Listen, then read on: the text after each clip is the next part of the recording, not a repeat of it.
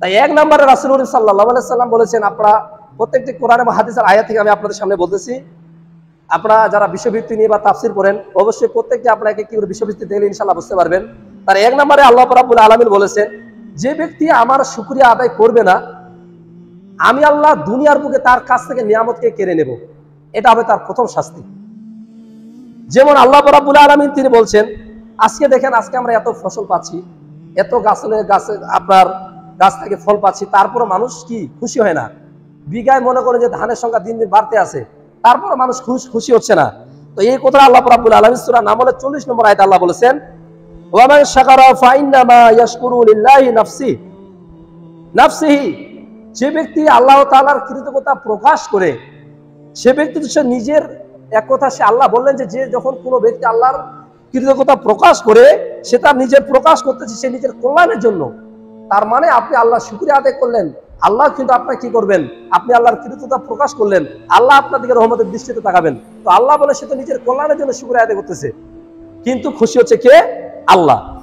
এই জন্য রাসূল করিম সাল্লাল্লাহু আলাইহি সাল্লাম বলেছেন, তোমরা বারবার নিয়ামতের শুকরিয়া আদায় করো। অস্বীকার যারা করবে, আল্লাহ রাব্বুল আলামিন তিনি বলেছেন 16 নম্বর সূরা নাহলের 83 নম্বর আয়াতে আল্লাহ বলেছেন, ইয়ারিফুনা নি'মাতাল্লাহি, যে তারা কি নিয়ামত চিনতে পারে? কাদের কথা বললেন? যারা দুনিয়ার বুকে কাফির, মুশরিক, মুনাফিক, এদের কথা আল্লাহ বললেন যে তারা কি নিয়ামত চিনতে পারে? সুম্মা ইনকিরুনাহা ওয়া আকসারুহুমুল কাফিরুন, যারা এগুলো অস্বীকার করে তারা অধিকাংশ হচ্ছে কি? কাফির। তাহলে আল্লাহ রাসূল সাল্লাল্লাহু আলাইহি সাল্লাম এবং আল্লাহ রাব্বুল আলামিন তারা উভয়ে বললেন যে যারা দুনিয়ার বুকে শুকরিয়া আদায় করে না, আল্লাহ রাব্বুল আলামিন কি করবেন? ওই ব্যক্তির নিয়ামত কেড়ে না নেওয়া পর্যন্ত আল্লাহ তাকে মরণ দিবেন না। 2 নম্বরে আল্লাহ রাব্বুল আলামিন এবং রাসূল সাল্লাল্লাহু আলাইহি সাল্লাম উভয়ে যেটা বলেছেন, আল্লাহ রাসূল সাল্লাল্লাহু আলাইহি সাল্লাম বলেছেন, যে ব্যক্তি দুনিয়ার বুকে মানুষের সাথে সম্পর্ক নষ্ট করবে, আত্মীয়তা সম্পর্ক যে ব্যক্তি নষ্ট করবে, ওই ব্যক্তির শাস্তি হচ্ছে সে দুনিয়ার বুকে যাদেরকে বেশি আপনজন মনে করবে তাদের কাছে সে যতক্ষণ পর্যন্ত অপমান হবে না, আল্লাহ ততক্ষণ পর্যন্ত তাকে মরণ দিবে না। কথা বোঝা গেল তো? তার মানে এখানে আল্লাহ রাব্বুল আলামিন 17 নম্বর সূরা বনী ইসরাইল এর 26 নম্বর আয়াতে আল্লাহ বলেছেন, ওয়াতিজাল কুরবা হাক্কু, আল্লাহ বললেন যে যারা তোমাদের যারা আত্মীয় স্বজন, তোমরা কি করো? তাদের প্রাপ্য তাদেরকে দিয়ে দাও, মানে তাদের সঙ্গে তোমরা উত্তম আচরণ করো। যদি তাদের সম্পদ থাকে বন্টনের ক্ষেত্রে তোমরা সেটা কি করো? তাদেরকে দিয়ে দাও। 4 নম্বর সূরা নিসা 1 নম্বর আয়াতে আল্লাহ বললেন, ওয়াত্তাকুল্লাহাল্লাযী তাসাআলুনা বিহি ওয়াল আরহাম, যে ভয় করো তোমরা আল্লাহকে, এবং বিশেষ করে আত্মীয়তার সম্পর্ক তোমরা কি করো না? ছিন্ন করো না। এই সম্পর্ক তোমরা ঠিক রাখো। ইন্নাল্লাহা কানা আলাইকুম রাকিবা, যে নিশ্চয়ই তোমরা যা কিছু করো না কেন আল্লাহ এই ব্যাপারে কি? তিনি সচেতন। সূক্ষ্ম যে বিষয়টি, যেটা মানুষ কোনোদিন কল্পনা করতে পারবে না, সেই বিষয়টি জানে কে? আল্লাহ। এখানে আয়েশা রাদিয়াল্লাহু তাআলা আনহাতে বর্ণিত, তিনি বলেন যে রাসূল করিম সাল্লাল্লাহু আলাইহি সাল্লাম বলেছেন, আত্মীয়তার সম্পর্ক মনে করেন কথার কথা একটা বস্তু, মানুষ, জীব, এই ধরনের আপনি একটা আপনার মনের মতো ধরে নিতে পারেন। আল্লাহ রাসূল সাল্লাল্লাহু আলাইহি সাল্লাম বলেছেন, আত্মীয়তার সম্পর্ক হচ্ছে একটা এমন বস্তু যেটা আল্লাহর আরশে এইভাবে ঝুলন্ত অবস্থায় থেকে যায়, আল্লাহর আরশে এইভাবে ঝুলে আছে। এখন সেখান থেকে আত্মীয়তার সম্পর্ক বলে, শোনো, তোমরা যারা আমার সঙ্গে সম্পর্ক ঠিক রাখবে, আল্লাহ তোমাদের সাথে সম্পর্ক ঠিক রাখবেন। তোমরা যারা আমার সঙ্গে সম্পর্ক ঠিক রাখতে পারবে না, আল্লাহ তোমাদের সাথে সম্পর্ক ঠিক রাখবে না। চিন্তা করা যায়। এই জন্য আল্লাহ রাসূল বলেছেন, যে ব্যক্তি দুনিয়ার বুকে আত্মীয়তার সম্পর্ক, ভাই সম্পর্ক, ভাই বোনের সম্পর্ক নষ্ট করবে, আল্লাহ রাব্বুল আলামিন ওই দুনিয়ার বুকে ওই ব্যক্তি যাকে বেশি আপনজন মনে করে, তার শ্বশুর বাড়ি, তার শালা, তার সম্বন্ধী, তার বন্ধুকে, তাদের কাছে অপমান না হওয়া পর্যন্ত আল্লাহ তাকে মরণ দিবে না। 3 নম্বরে আল্লাহ রাসূল সাল্লাল্লাহু আলাইহি সাল্লাম বলেছেন, যখন কোনো ব্যক্তি কোনো মুসলমানকে অপমান করে, ওই ব্যক্তি জায়গা মতো অপমান না হওয়া পর্যন্ত আল্লাহ তাকে মরণ দিবে না। আপনি একজন মানুষকে অপমান করেছেন 10 জনের সামনে, আল্লাহ আপনাকে অপমান করবে ভরা মজলিসে। আজকে আপনি অপমান করেছেন আপনার পিতামাতাকে 2-4 জনের সামনে, আল্লাহ আপনাকে অপমান করবে ভরা মজলিসে আপনার শ্বশুর বাড়িতে। এক কথায় যে আল্লাহ রাসূলের কথা, যে এই পাপটা তোমাদের, এই শাস্তিটা তোমাদের বহন না করা পর্যন্ত তোমাদের কোনোদিন মরণ আসবে না। তারপরে 4 নম্বরে আল্লাহ রাসূল সাল্লাল্লাহু আলাইহি সাল্লাম বলেছে, জুলুম করা, যারা জুলুম করে এদের শাস্তি কি? বিশেষ করে আল্লাহ রাব্বুল আলামিন 42 নম্বর সূরা সূরা এর 42 নম্বর আয়াতে আল্লাহ রাব্বুল আলামিন বলেছেন, ইন্নামাস সাবিলু আলাল্লাযিনা ইয়াজলিমুনা নাসা, কেবল সেদিন তাদের বিরুদ্ধেই আল্লাহ রাব্বুল আলামিন ব্যবস্থা গ্রহণ করবেন, ব্যবস্থা অবলম্বন করবেন, যারা মানুষের উপর অত্যাচার করে থাকে, ওয়ায়াবগুনা ফিল আরজি বিগাইরিল হাক্কি, এবং যারা দুনিয়াতে অন্যায়ভাবে অবিচারভাবে মানুষের সঙ্গে আচরণ করে, নিজেকে খুব অহংকারী মনে করে, নিজেকে ক্ষমতার গরম দেখায়, মানুষের সঙ্গে জুলুম অত্যাচার শুরু করে, এই ব্যাপারে আল্লাহ রাসূল সাল্লাল্লাহু আলাইহি সাল্লাম বলেছেন যে সাবধান, উলাইকা লাহুম আযাবুন আলীম, যে আল্লাহ রাব্বুল আলামিন তাদের জন্য রেখেছে কি যন্ত্রণাদায়ক শাস্তি। তার মানে আপনি যখন দুনিয়ার বুকে কারোর সঙ্গে জুলুম করবেন, আল্লাহ রাসূল সাল্লাল্লাহু আলাইহি সাল্লাম বলেছেন আপনার উপরে, ওই ব্যক্তির উপরে ততক্ষণ পর্যন্ত ওই ব্যক্তি মরণ হবে না যতক্ষণ পর্যন্ত ওই ব্যক্তি দুনিয়ার বুকে তার উপর কোনো না কোনো জুলুম আসবে না। তারপরে আল্লাহ রাব্বুল আলামিন ওয়া রাসূল সাল্লাল্লাহু আলাইহি সাল্লাম বলেছেন রিয়াকারী ইবাদত করবে যারা, রিয়াকারীতা লোক দেখানো ইবাদত যারা করবে, এরা দুনিয়ার বুকে লোক দেখানো যেহেতু ইবাদত করে, আল্লাহ রাসূল সাল্লাল্লাহু আলাইহি সাল্লাম বলেছেন এরা লোকদের কাছে, এরা মানুষের কাছে অপমান না হওয়া পর্যন্ত আল্লাহ এদের মরণ দিবে না। কথা বোঝা গেল আমার? আপনি আল্লাহর ভয়ে ইবাদত করেননি, আপনি ভয় করেছেন মানুষকে। এই মানুষ আপনার ইবাদত নিয়ে আপনাকে ইনসাল্ট করবে, আপনি দান করেন, মানুষ আপনাকে ইনসাল্ট করবে, কিরে যেখানে মাইকের তোর নাম বলা হয় সেখানে টাকা দান করিস, মসজিদে আজকে আমাদের এত টাকা প্রয়োজন, এখানে তো 10 টাকা দান করলি না।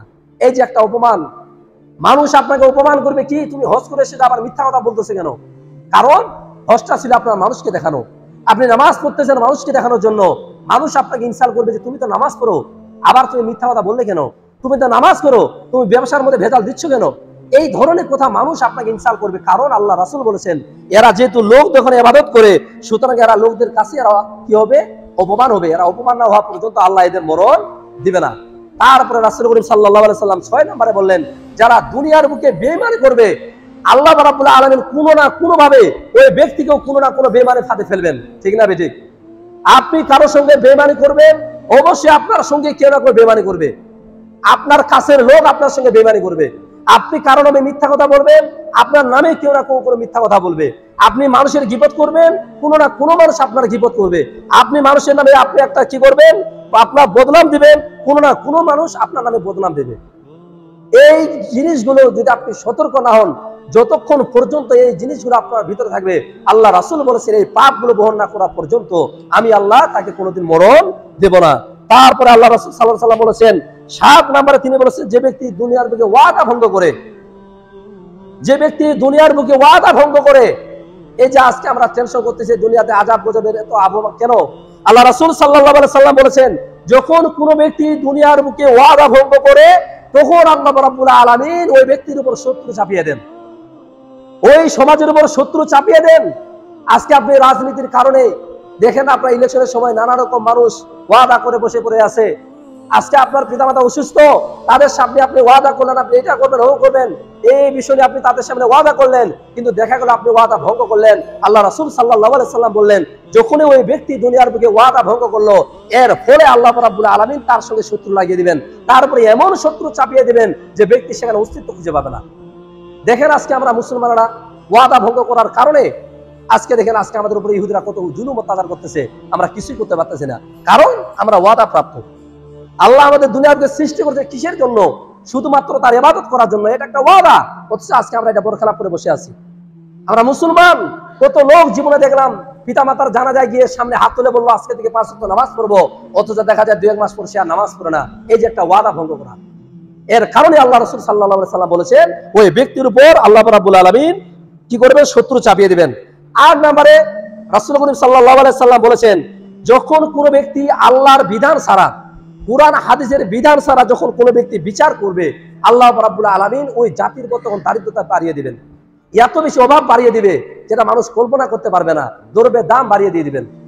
বাস্তবে আজকে জীবনে আমরা পাচ্ছি কিনা? 5 নম্বর সূরা মাইদা এর 44 নম্বর আয়াতে আল্লাহ বললেন ওয়া মান লাম ইয়াহকুম বিমা আনজালাল্লাহু, যখন কোনো ব্যক্তি আল্লাহ যে বিধান নাজিল করেছেন সেই বিধান অনুযায়ী যখন কোনো ব্যক্তি কোনো মীমাংসা করে না, কোনো ব্যক্তি যখন বিচার করে না, ফাউলাইকা হুমুল কাফিরুন, তারাই হচ্ছে কাফের, ফাউলাইকা হুমুজ জালিমুন, তারাই হচ্ছে জালেম, ফাউলাইকা হুমুল ফাসিকুন, তারাই হচ্ছে ফাসিক, তারাই হচ্ছে পাপাচারী। তার মানে আল্লাহ রাসূল সাল্লাল্লাহু আলাইহি সাল্লাম বললেন যে এর শাস্তি দুনিয়ার বুকে যারা কোরআন এবং হাদিস অনুযায়ী যখন বিচার করবে না, আল্লাহ রাব্বুল আলামিন তাদের কি করবেন? তখন তাদের উপর দারিদ্রতা চাপিয়ে দিবেন। আজকে দেখুন যে মানুষ এই যে আপনার একটা বিচার করতে গেলে সেখানে ঘুষ দিয়ে বিচারকে আমরা পাল্টে গিয়ে একটা থেকে আরেকটা বিচার চলে যাচ্ছে, বিচার আজকে আমরা সঠিকভাবে পাচ্ছি না। আজকে আমাদের একটা মামলা 10 বছর 15 বছর 20 বছর ধরে মামলা চলতেছে, তারপর সঠিক বিচার হচ্ছে না। এর কারণ হচ্ছে একটাই, কোরআন এবং হাদিস অনুযায়ী দুনিয়ার বুকে বিচার না হওয়ার কারণ। তারপরে আল্লাহ রাব্বুল আলামিন এবং রাসূল করিম সাল্লাল্লাহু আলাইহি সাল্লাম তারা উভয় বলেছেন, যেটাকে বলে মুত্তাফাকুন আলাইহি। এখানে 9 নম্বরে আল্লাহ রাসূল সাল্লাল্লাহু আলাইহি সাল্লাম বলেছেন, যখন কোনো ব্যক্তি দুনিয়ার বুকে মানুষের ব্যবসার মধ্যে যখন ওজন কম দেয়, যারা ব্যবসা করে এরা যখন মানুষের ওজনে কম দেয়, যারা ফসল করে ফসলের ধান ভুট্টা গম ইত্যাদি যখন যারা যা কিছু আবাদ করে যখন মানুষকে কম দেয়, আল্লাহ রাসূল সাল্লাল্লাহু আলাইহি সাল্লাম বলেছেন এই ব্যক্তিকে আল্লাহ রাব্বুল আলামিন তার ফসলের ক্ষয়ক্ষতি দ্বারা এই যে মানুষকে ঠকালো, এটা আল্লাহ রাব্বুল আলামিন ওই দিক দিয়ে তুলে নিয়ে নেবেন। এগুলোর শাস্তি তো পরকালে আছে, এটা তো হবেই। এগুলো হচ্ছে দুনিয়ার শাস্তি। আপনি দুনিয়ার বুকে মানুষকে ব্যবসার মাধ্যমে আপনি মানুষকে ঠকিয়েছেন, আল্লাহ আপনার সম্পদের যে কোনো ফসলের বা আপনার গবাদি পশু বলে যে কোনো না কোনো ভাবে আল্লাহ রাব্বুল আলামিন একটা না একটা ঘাটতি কোনো না কোনো একটা ব্যতিক্রম করে এটা আল্লাহ রাব্বুল আলামিন ঋণ পরিশোধ করে নিয়ে নেবেন। এক কথা শেষ। তাহলে এখানে বোঝা যাচ্ছে সম্মানিত হাজরিন, যে আজকে যখন মানুষকে ওজনে কম দেয়, আল্লাহ রাব্বুল আলামিন রাগান্বিত হয়ে মানুষের উপর কি করেন, দারিদ্রতা চাপিয়ে দেন। তখন মানুষ আমরা নানা রকম আফসোস করি, কেন এই পাপগুলো, কেন আজকে আমাদের উপর এই শাস্তিগুলো হচ্ছে। কিন্তু এটা মূল কারণ তো আমরাই।